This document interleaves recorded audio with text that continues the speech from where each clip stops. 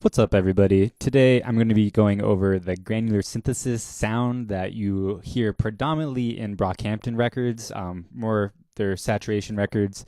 And I was really inspired by the sound, and I wasn't quite sure how the sound was being made until I stumbled upon Omnisphere. So let's take an example of what we'll be making today.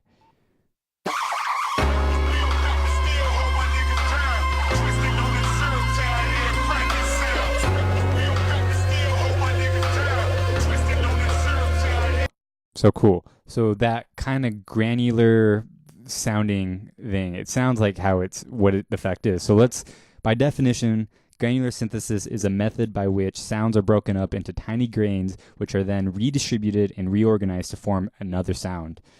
So that's the definition of granular synthesis. So let's kind of get into making the sound. So when I was making this track, I kind of wanted to have that granular synthesis sound in this track. So I messed around with Omnisphere and I found that there was a granular effect built into Omnisphere, which is amazing. So this is the example that I have for you guys.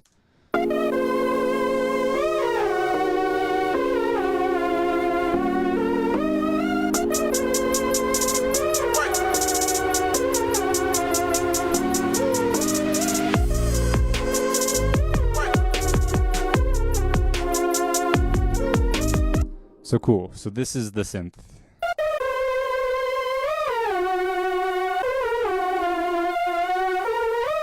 So what is happening in the synth? So there's two leads going on. I have the meat and potatoes currently soloed. So this is the vibraphone that you are mostly hearing. Let's actually go to the granular. So with the granular turned off, this is what it sounds like.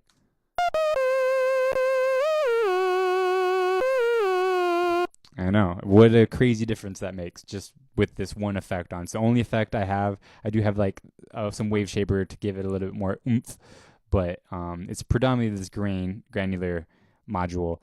So what does granular do essentially? So I'm still kind of figuring this out, but I'm pretty sure this slider determines where the granular synthesis starts on the wave of the synth that you're using. So we're kind of starting right here in the middle. You could adjust this to get a different tone or timbre with the sound that you're using. There's a grain depth, and that how deep the grains go. It's kind of like a phaser depth and like a flanger depth, if you could think of it like that. So currently I have mine at 0.295. That's just kind of where I enjoyed that sound being. Intensity, how intense is the grains, like fizzling and bubbling. So like all the way intense would kind of resemble like a bee swarm or something. With no intensity, it's kind of like a more mellow thing. So let's check out no sensitivity to full sensitivity.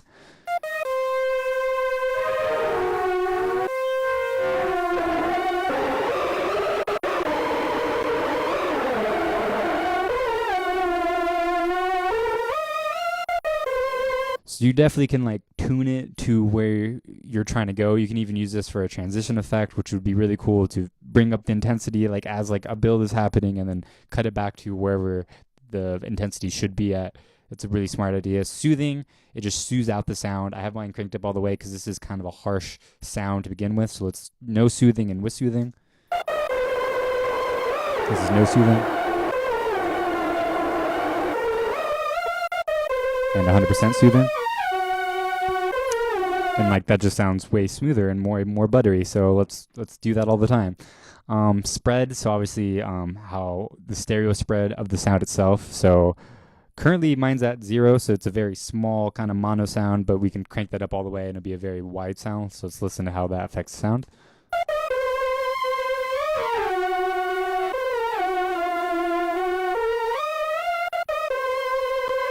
So I actually don't know why mine was on mono, so I want to leave that at like 50% because that sounds pretty good. So the detuning part might be like the main part of what's happening in this effect. So the more detuned, the more wide and out of tune each version of that granular. I don't even know really. It's like how far it's being detuned. So you can get really creative. I think Brockhampton really detunes it, like in songs like Junkie and stuff. So let's just play with the detune and see what happens. This is about halfway. This is no detuning. and this is faulty turning.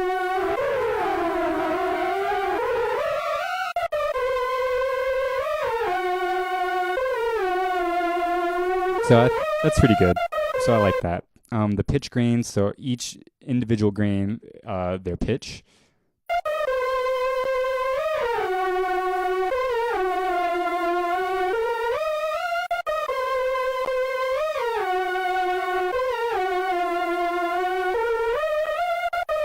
And this also goes into their intervals. So right now mine's at 12 semitones, which is an octave. So if we bring that all the way down, you're going to hear quite a different sound. And you can mess with the grains.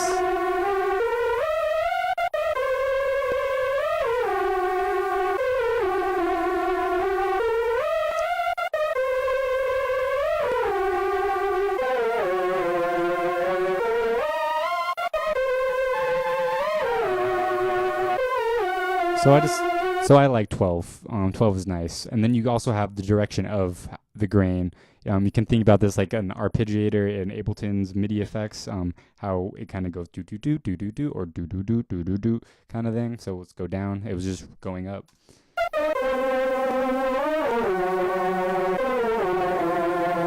You can do up down, or up and down. So he's playing both versions.